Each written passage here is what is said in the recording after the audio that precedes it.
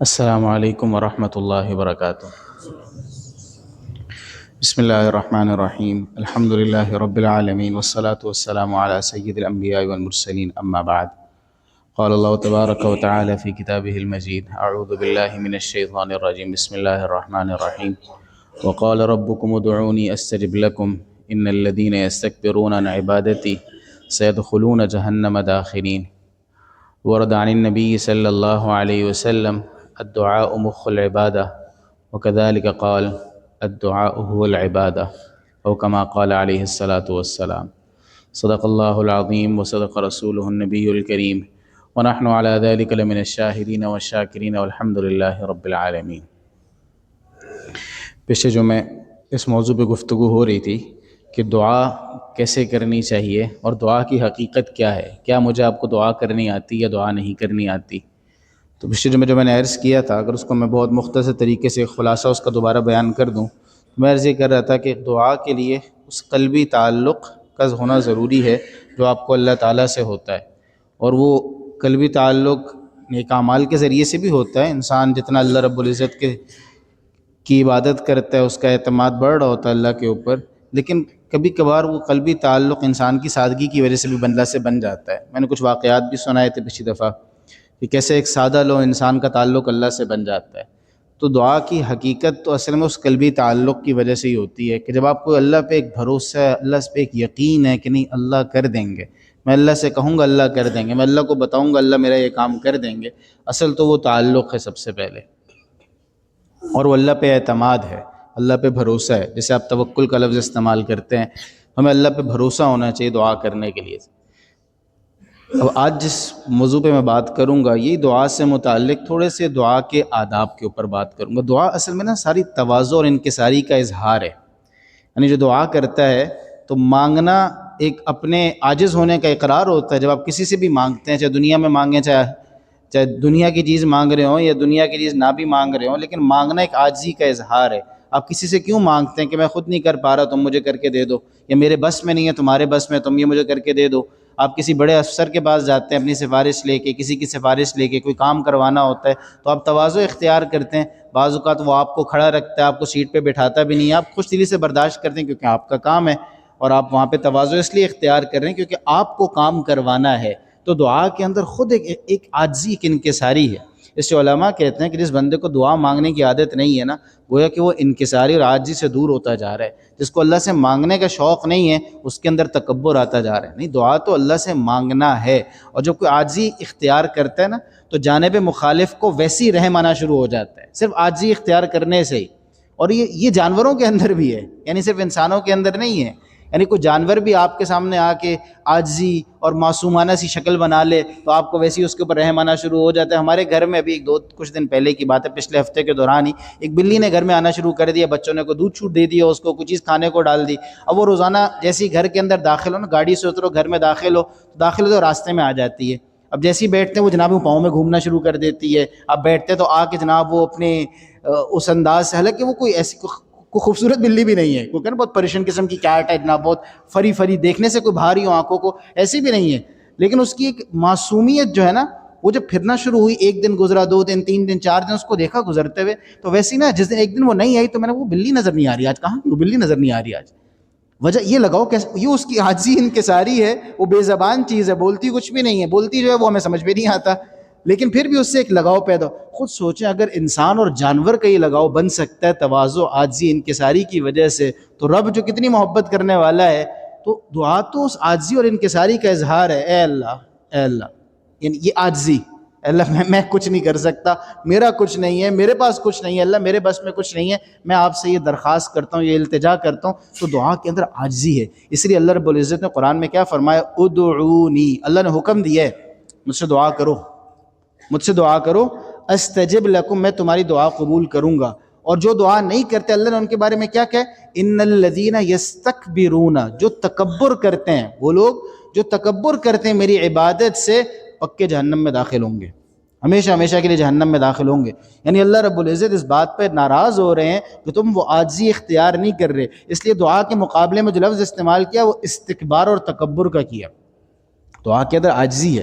اب دعا کرنی کیسے چاہیے؟ ایک تو اس کی حقیقت ہے، ایک اس کی ظاہری کیفیت ہے. میں کوشش کروں گا دونوں کے اوپر کچھ نہ کچھ گفتگو ہو جائے. ظاہری کیفیت کیا ہے کہ جب آپ دعا کرنے کے لیے بیٹھتے ہیں، حدیث کے اندر آتا ہے کہ اللہ کے رسول صلی اللہ علیہ وسلم دعا کرنے کے لیے اپنے ہاتھوں کو اٹھایا کرتے تھے، اپنے ہاتھوں کو کندھوں تک اٹھایا کرتے تھے. یعنی دعا کے لیے آپ جب دعا کر رہے ہیں نا، آپ اپنے ہاتھوں کو یوں اوپر تک اٹھا رہے ہیں. جب یہاں تک اٹھائیں گے نا تو خود بخود ہی آپ کو اپنے ہاتھوں کا بوجھ خود برداشت کرنا پڑے گا. ایک ہوتا ہے یوں کر کے بیٹھے ہوتے ہیں، ٹھیک ہے. اچھا، دعا کے اندر نا ظاہری کیفیت سے زیادہ دعا کی حقیقت ہوتی ہے.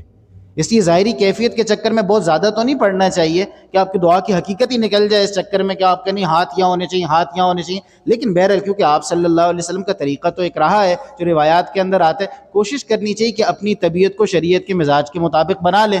لیکن یہ اصل نہیں ہے، اصل وہ کیفیت ہے اندر کی، اصل وہ اندر کا تعلق ہے اللہ سے.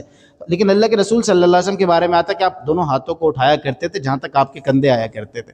بلکہ بعض روایات کے اندر آتا ہے عرفات کے میدان میں اللہ کے رسول صلی اللہ علیہ وسلم اللہ سے بہت زیادہ آوزاری کر رہے تھے. صحابہ کہتے ہیں ہم نے آپ صلی اللہ علیہ وسلم کی بغل کی سفیدی دیکھی اور یہ ہاتھ اٹھایا، اے اللہ اے اللہ. یعنی اب یہاں پہ ہاتھ چلے گئے جب آوزاری میں اضافہ ہو گیا. تو عام طور پہ یوں ہاتھ اٹھا رہے ہیں، لیکن آوزاری میں اضافہ ہو گیا تو ہاتھ یہاں تک چلے گئے. تو اللہ کے رسول صلی اللہ علیہ وسلم ہاتھ اٹھایا کرتے تھے دعا کرنے کے لیے. اور پھر جب آپ صلی اللہ علیہ وسلم کا دعا کا طریقہ کیا تھا، ابتدا کیسے ہوتی تھی دعا کی، میں نے پچھلی دفعہ بھی آپ کو غالباً حدیث سنائی تھی کہ ایک دفعہ ایک شخص آیا اور اس نے آتے ساتھ ہی نا دعا بڑی جلدی جلدی دعا کرنا شروع کر دی، جلدی جلدی دعا کرے، اللہ یہ. تو اللہ کے رسول صلی اللہ علیہ وسلم نے فرمایا لقد استعجل فلان، تو بہت جلدی کر رہا ہے، اس کو ایسے نہیں کرنا چاہیے، ایسے نہیں کرنا چاہیے. اللہ کیسے کرنا چاہیے اللہ کے رسول؟ اس کو پہلے اللہ کی تعریف کرنی چاہیے، اس کو اللہ کی تعریف بیان کرنی چاہیے. اس کا مطلب دعا، کیونکہ میں نے عرض کیا نا دعا تواضع ہے، دعا ساری کی ساری تواضع ہے. تو وہ تواضع کا اظہار بڑا ضروری ہے اللہ کے سامنے. اور وہ تواضع کا اظہار کیسے؟ اللہ آپ بڑے ہیں، اللہ آپ بڑے ہیں. اس میں نے پچھلی دفعہ بھی عرض کیا تھا کہ جو آپ دعائیں پڑھتے ہیں نا ان کا مطلب سمجھنے کی کوشش کرنی چاہیے، کم از کم ترجمہ اس کا آنا چاہیے. اللہ کے رسول صلی اللہ علیہ وسلم سے جو اللہ کی تعریفیں ہمارے پاس پہنچی ہیں نا، وہ ایسی تعریفیں کہ اگر اس کا مطلب انسان کو سمجھ میں آنا شروع ہو، انسان گھل جاتا ہے اس کے اندر. یعنی وقت تھوڑا میں 2-3 آپ کو صرف اللہ کے نبی کی جو تعریفیں ہیں نا وہ آپ کو سناؤں، وہ آپ نے سنی ہوں گی پہلے لیکن مطلب پہ کبھی غور ہی نہیں کیا ہوگا. ایک اللہ کے رسول صلی اللہ علیہ وسلم سے مروی آپ دعا کرتے ہوئے اللہ سے کہا کرتے تھے اللہم انت احق من ذکر، اللہ آپ ہی اس کے حقدار ہیں کہ آپ کا ذکر کیا جائے. وحق من عبد، اللہ آپ ہی اس کے حقدار ہیں کہ آپ کی بندگی کی جائے. اے اللہ، یعنی اللہ رب العزت کو تو پتہ ہے یہ باتیں، لیکن یہ کیوں باتیں کی جا رہی ہیں کہ اللہ میں آپ کی تعریف کرنا چاہ رہا ہوں، اللہ میں آپ کی تعریف کرنا چاہ رہا ہوں. وَأَنصَرُ مَنِ ابْتُغِيَ، اللہ آپ ہی ہیں جس سے مدد مانگی جا سکتی جو مدد کر سکتا ہے. اللہ وَأَجْوَدُ مَنْ سُئِلَ، اللہ مانگنے جس سے مانگا جائے گا سب سے سخی تو آپ ہی ہیں، آپ کے علاوہ جائیں کس کے پاس. وَأَوْسَعُ مَنْ أَعْطَى، اللہ دینے والوں میں سب سے زیادہ وسعت والے بھی آپ ہی ہیں. اب ایک ایک تعریف اللہ کی جا رہی ہے، ایک ایک تعریف. وَأَرْأَفُ مَنْ مَلَكَ، اللہ اپنی ملکیت پہ سب سے زیادہ رحم کرنے والے بھی تو آپ ہی ہیں. یعنی ایک ایک تعریف اللہ کی کر رہے ہیں. اے اللہ کل شیء ہالک الا وجہک، اے اللہ سب ہلاک ہو جائیں گے ایک آپ باقی رہ جائیں گے. اے اللہ انت الملک لا شریک لک، اے اللہ آپ بادشاہ ہیں، آپ کا کوئی شریک نہیں ہے اس کے اندر.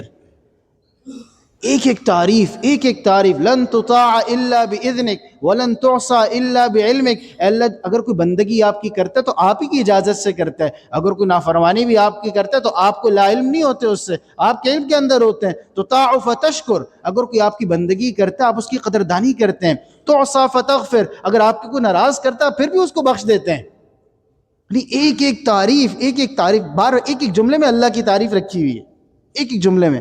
اللہم واقیتاً کواقیت الولید، اے اللہ آپ ایسے میری حفاظت کرتے جیسے بچے کی حفاظت کی جاتی ہے. جب اللہ کے رسول صلی اللہ علیہ وسلم جب وہ طائف سے واپس آ رہے تھے نا تو آپ صلی اللہ علیہ وسلم کی دعا کیا تھی؟ دعا کیسے شروع کر رہے ہیں؟ اللہم انی اشکو الیک ضعف قوتی، اے اللہ میں اپنی کمزوری کی آپ سے شکایت کر رہا ہوں. یعنی اللہ آپ طاقتور ہیں، میں کمزور ہوں. اے اللہ آپ طاقتور ہیں، میں کمزور ہوں. وقلت حیلتی، اے اللہ اپنی تدبیر کی کمی کی شکایت آپ سے کر رہا ہوں. یعنی اس کا مطلب اللہ آپ تو سب سے بڑے تدبیر والے ہیں، میں اپنی تدبیر کی کمی کی شکایت آپ سے کر رہا ہوں.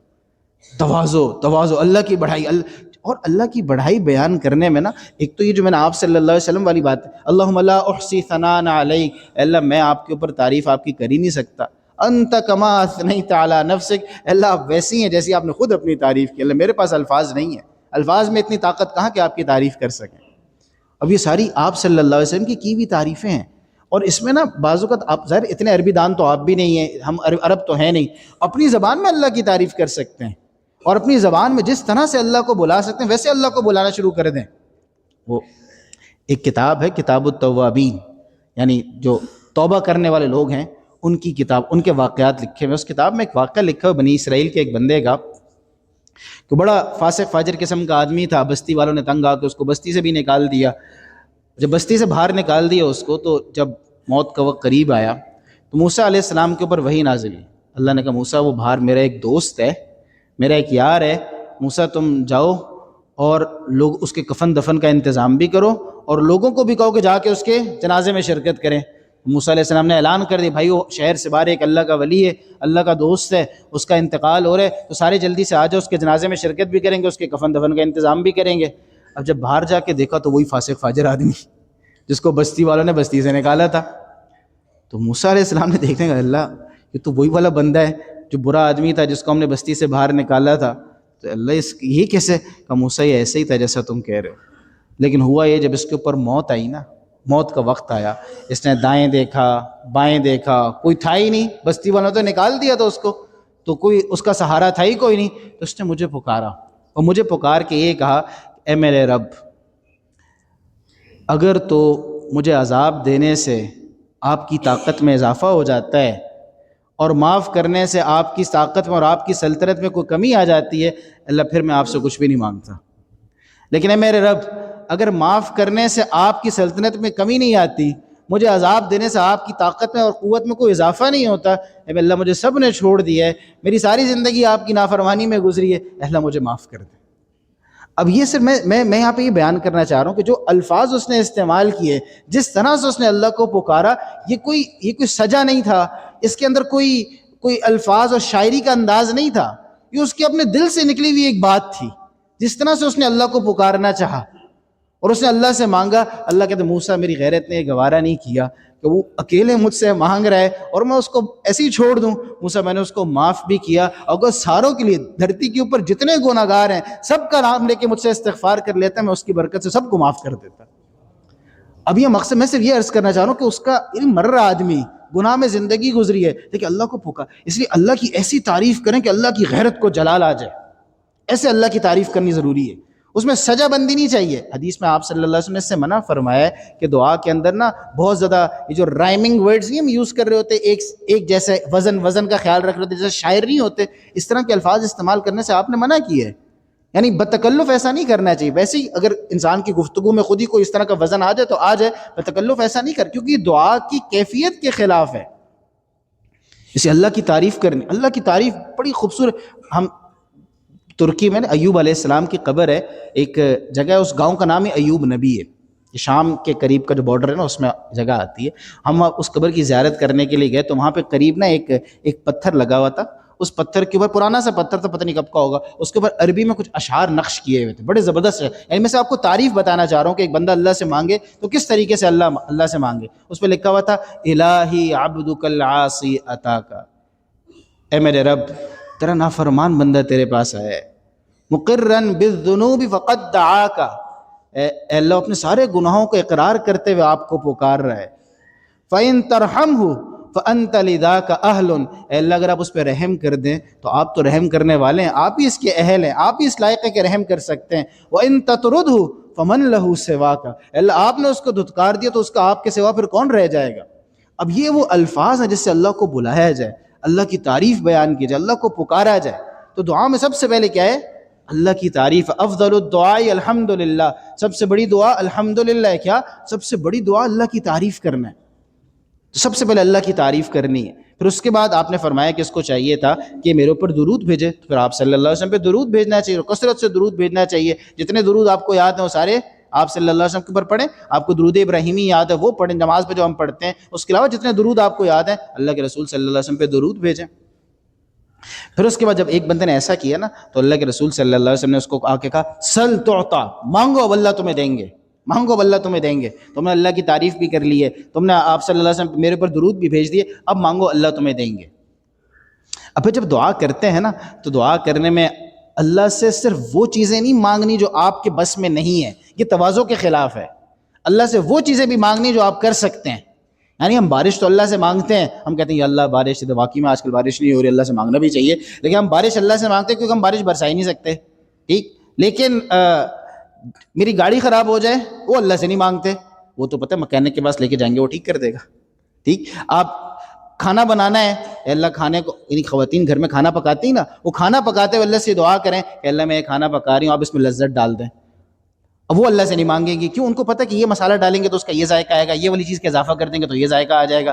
تو ہم اللہ سے وہ چیزیں مانگ رہے ہیں جو ہمارے بس میں نہیں ہیں, جو ظاہری طور پہ ہمارے بس میں, وہ نہیں مانگ رہے. اس کا مطلب ہے میں اور آپ تواضع کے خلاف یہ کام کر رہے ہیں. نہیں, اللہ سے تو مانگتے ہوئے ایک جوتے کا تسمہ ٹوٹ جائے, تسمہ جوڑنا انسان کے بس میں نہیں ہے, انسان کے بس میں ہے, میں اور آپ جوڑ لیں تو کون سی راکٹ سائنس ہے اس کے اندر. لیکن اللہ رب العزت کہہ رہے جوتے کا تسمہ بھی ٹوٹ جائے تو مجھ سے مانگو. ہر چیز اللہ سے مانگنی ہے. اچھا, مانگنے میں کنجوسی نہیں کرنی, اللہ کو سخت ناپسند ہے کنجوسی کرنا. ایک دفعہ ایسا ہوا, اللہ کے رسول صلی اللہ علیہ وسلم کے پاس ایک دیہاتی آیا. دیہاتی بڑے کھلے دل کے لوگ, صاف دل کے لوگ ہوتے ہیں. تو انہوں نے آ کے جب آپ صلی اللہ علیہ وسلم کو دیکھا نا, تو اس نے آ کے دعا شروع کر دی, اللہم ارحمنی و محمدا ولا ترحم معنا احدا. اے اللہ میرے اور محمد صلی اللہ علیہ وسلم پہ رحم فرما, ہمارے علاوہ کسی پہ رحم نہ فرما. جب اس نے یہ دعا کی تو اللہ کے رسول صلی اللہ علیہ وسلم نے کہا تم نے تو بہت وسیع چیز کو تنگ کر دیا بھائی, ایسے تو نہیں کرنا چاہیے بھائی. جب اللہ سے مانگنا تو سب کے لیے مانگو, صرف اپنے لیے مانگ کے کیا کر رہے ہیں. اچھا, پھر دعا مانگتے ہوئے بھی نا آپ صلی اللہ علیہ وسلم نے اس سے بھی منع فرمایا کہ دعا میں بہت اسپیسیفکیشنز نہیں ڈالنی چاہیے. یعنی اسپیسیفکیشنز کس طرح ہیں؟ ایک بندہ آپ صلی اللہ علیہ وسلم کے سامنے دعا کر رہا ہے, اے اللہ مجھے جنت دے, اور اس جنت میں جب میں انٹر ہوں, اے اللہ اس کے رائٹ سائڈ کے اوپر مجھے وائٹ کلر کا محل چاہیے. اب اللہ کے رسول صلی اللہ علیہ وسلم کا جب تم دعا کر رہے ہو تو اس طرح اللہ کے اوپر قید و بند نہ لگایا کرو کہ اللہ مجھے ایسے ایسے ایسے ایسے کر کے دے. نہیں, اللہ سے دعا مانگو سیدھی سیدھی. باقی اللہ نے کیسے کرنا ہے وہ اللہ کا مسئلہ ہے. آپ اللہ سے پیسے کیوں مانگتے ہیں؟ اللہ سے ڈائریکٹ چیز مانگ لیا کریں نا. آپ اللہ سے کہتے ہیں اللہ مجھے پیسے دے, میں نے گاڑی خریدنی ہے, آپ کہ اللہ مجھے گاڑی دے. انہیں اللہ کو مشورے نہیں دینے چاہیے, بلکہ اللہ رب العزت سے مانگنا چاہیے براہ راست. اسی حدیث کے اندر آتا ہے جب اللہ سے مانگو تو جنت الفردوس مانگو. کیوں؟ فردوس بڑی جگہ ہے. اور پھر اللہ رب العزت سے نا وہ چیزیں نہیں مانگنی چاہیے جس سے آپ کو تکلیف ہو. میں نے پچھلی دفعہ بھی حدیث سنائی تھی آپ کو کہ ایک بندہ آیا بڑا کمزور سا, لاغر سا, آپ صلی اللہ علیہ وسلم کہا تمہیں کیا ہوا, تم نے اللہ سے کوئی دعا تو نہیں کی تھی؟ کہا میں نے دعا کی تھی کہ اللہ جو آپ نے آخرت میں مجھے عذاب دینا مجھے دنیا میں ہی دے دیں. اب یہ تم نے کیوں مانگا اللہ تعالیٰ سے؟ اللہ سے مانگو, بڑی چیزیں مانگو, تم یہ کیوں مانگتے ہو اللہ میرے پر مشکل ڈال دے. ایک بندہ اللہ سے صبر مانگ رہا تھا, آپ نے صبر کیوں مانگ رہے ہو اللہ تعالیٰ سے؟ صبر کا تو مطلب ہے تم اللہ سے مشکل مانگ رہے ہو, اللہ پہلے مشکل ہے پھر مجھے صبر کی توفیق دے. تو اس لیے اللہ رب العزت سے بڑی چیزیں اور بڑی چیزیں مانگنی چاہیے, تکلیف اللہ سے نہیں مانگنی چاہیے. میں اور آپ تو کمزور ہیں, ہم کتنا تکلیف برداشت کر سکتے ہیں, ہم کہاں آزمائش برداشت کر سکتے ہیں. ہم تو اللہ سے عافیت مانگتے ہیں, آسانی مانگتے ہیں.